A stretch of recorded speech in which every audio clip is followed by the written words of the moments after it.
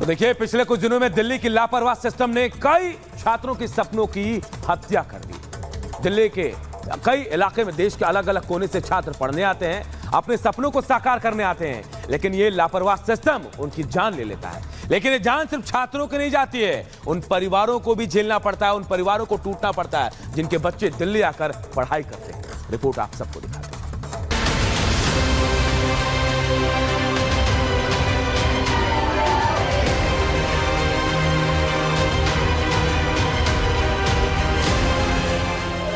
रोते बिलखते आवाज ये उन छात्रों के माँ बाप हैं जिनकी आंखों से आंसू थम नहीं रहे। ये वो माँ बाप हैं जिन्होंने अपने बच्चों के उज्जवल भविष्य का सपना देखा था, उन्हें दिल्ली भेजा था ताकि वो अपने सपनों को पूरा कर सके, उनका नाम रोशन कर सके। तानिया सोनी के माता पिता की आंखों से आंसू नहीं रुक रहे। उनकी आंखों के सामने बस उनकी बेटी का चेहरा घूम रहा है। उनके लिए ये यकीन कर पाना मुश्किल हो चुका है कि जो बेटी कल तक हंस खेल कर उनसे बात कर रही थी, वो अब उस दुनिया में नहीं है। 3 होनहार छात्र जो अपने सपनों की उड़ान को पूरा करने के लिए दिल्ली आए, एक IAS अधिकारी बनकर देश के सिस्टम का हिस्सा बन समाज की सेवा करना चाहते थे, लेकिन उन्हें क्या पता था कि देश का दिल कहा जाने वाले दिल्ली का सिस्टम इस कदर खोखला है कि इनके सपनों के साथ साथ इनके घर के चिराग को भी बुझा देगा।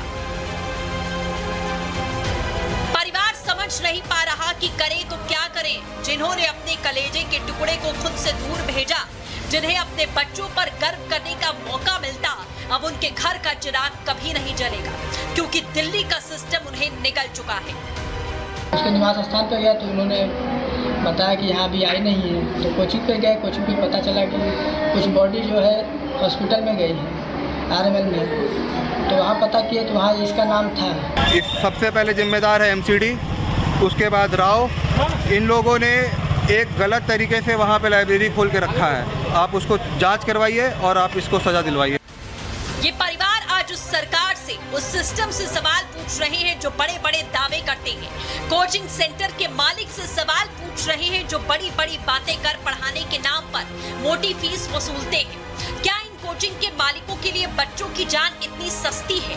लेकिन आज इन परिवारों को सांत्वना देने के लिए कई लोग खड़े हैं, लेकिन सिस्टम की जो मार इन परिवारों पर पड़ी, उसे देखकर अब हर माँ बाप अपने बच्चों को दिल्ली भेजने से पहले एक नहीं 1000 बार सोचेगा। Bureau report, Republic Bharat. और बात मौलाना तौकीर रजा की, वही तौकीर रजा जो अक्सर विवादों में रहते हैं। एक बार फिर मौलाना तौकीर रजा ने ऐसा ही बयान दिया है। मौलाना तौकीर रजा ने कहा कि बीजेपी शासित राज्यों में मुसलमानों के साथ नाइंसाफी हो रही है। 5 मिनट के अजान में इन लोगों को दिक्कत होती है, लेकिन महीने भर कांवड़ चलता है, इससे कोई दिक्कत नहीं होती। रिपोर्ट आप सबको दिखाते हैं।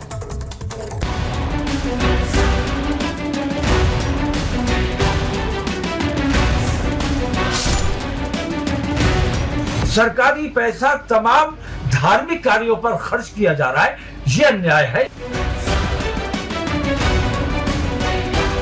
जो भी धन लगाया जाता है, उत्तर प्रदेश में धर्मार्थ मंत्रालय भी है, उसके अनुसार लगाया जाता है। तौकीर रजा जैसे लोग देश को तोड़ने की जो बात करते हैं,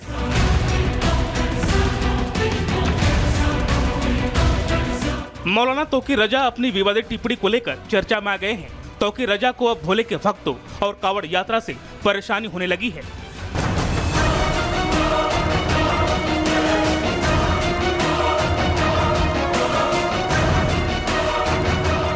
वो कांवड़ियों के लिए की जाने वाली व्यवस्थाओं पर सवाल उठा रहे हैं। बेमतलब में ऐसा बयान दे रहे हैं जिससे आपसी सौहार्द का माहौल खराब हो सकता है। तौकीर रजा अजान और नमाज की तुलना कावड़ से कर रहे हैं। यहाँ सवाल ये उठता है कि ऐसी तुलना की जरूरत ही क्या है।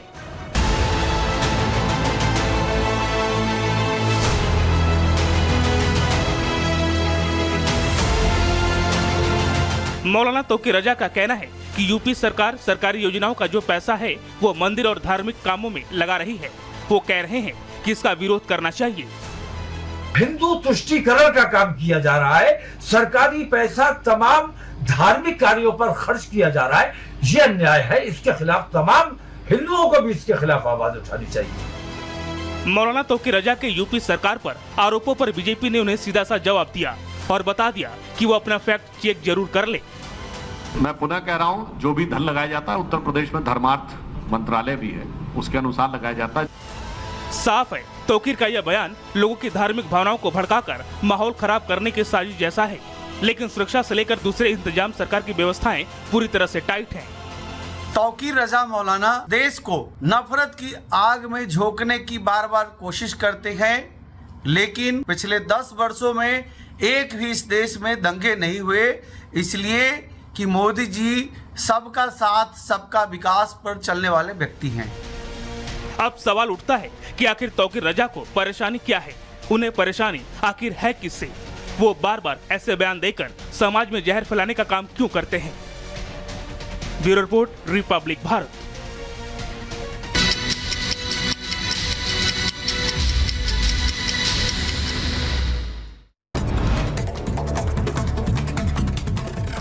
दिल्ली में 3 छात्रों की मौत के बाद एमसीडी का एक्शन। देर रात राजेंद्र नगर इलाके में अवैध रूप से बेसमेंट में संचालित हो रहे 13 कोचिंग सेंटरों को सील कर दिया गया। 3 छात्रों की मौत पर न्याय की मांग को लेकर छात्रों ने कैंडल मार्च निकाला। मृतक छात्रों की तस्वीर के साथ कैंडल जलाकर श्रद्धांजलि दी। लापरवाही बरतने वाले अधिकारियों के खिलाफ कार्रवाई की मांग की गई।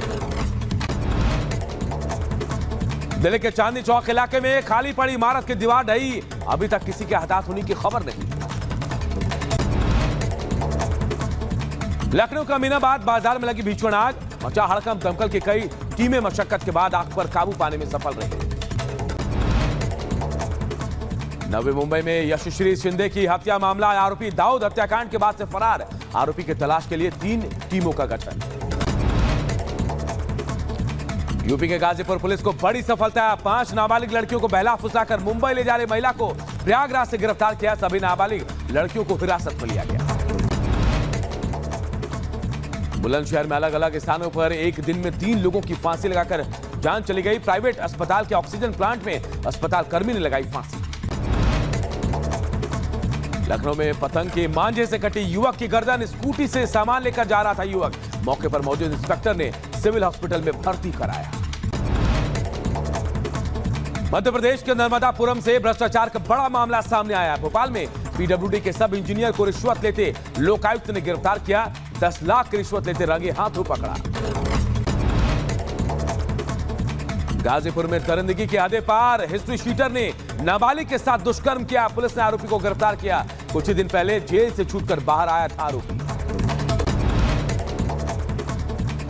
गाजीपुर में तमंचा और चाकू के नोक पर महिला के अपहरण की कोशिश, पुलिस ने आरोपी को फुलनपुर रेलवे क्रॉसिंग से गिरफ्तार किया।